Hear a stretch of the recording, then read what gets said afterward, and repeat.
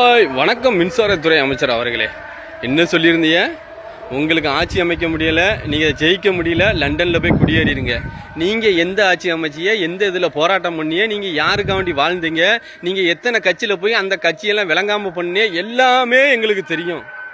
அமமுகவில் இருந்திய, ஆர்எஸ்எஸ்ல இருந்திய, அதிமுகவில் இருந்திய, இப்போ டிவிக்கேல இருக்கிய அந்த கட்சியை விளங்க விடுவீங்களா? நீங்க பேசுற பேச்சை பார்த்தா எங்களுக்கே வேதனையா இருக்கு.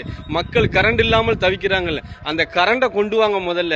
போன ஆட்சியில எவ்வளவு ஊழல் பண்ணியிருந்தாலும் எது பண்ணியிருந்தாலும் கரண்ட் தட்டுப்பாடு வந்துச்சா? இல்ல. இப்ப இந்த ஆட்சியில ஏன் கரண்ட் தட்டுப்பாடு? உங்களால் அதை சமாளிக்க முடியல. நீங்க பண்ற ஊழல் ஏதோ வழக்கறிஞர் நியமிக்கிறதுல ஊழல் வாங்கினீங்களாம். வழக்கறிஞரே சொல்றாரு, நீங்களும் ஊழல் தான் பண்ணிக்கிறீங்க. மக்கள் பார்த்துக்கிட்டு தான் இருக்காங்க. உங்களுடைய நியூஸ் எல்லாம் மக்கள் பார்த்துக்கிட்டு இருக்காங்க.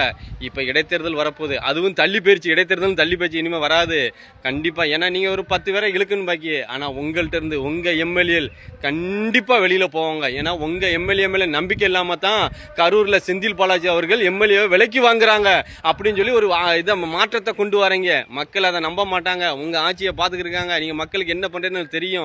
உண்மையில சொன்ன அது சோபா மாடல் ஆட்சியா இல்லைன்னா தூய ஆட்சியா தீய சக்தி ஆட்சியான்னு மக்களுக்கே தெரியும். உண்மையில ரொம்ப வேதனையா இருக்கு சார்.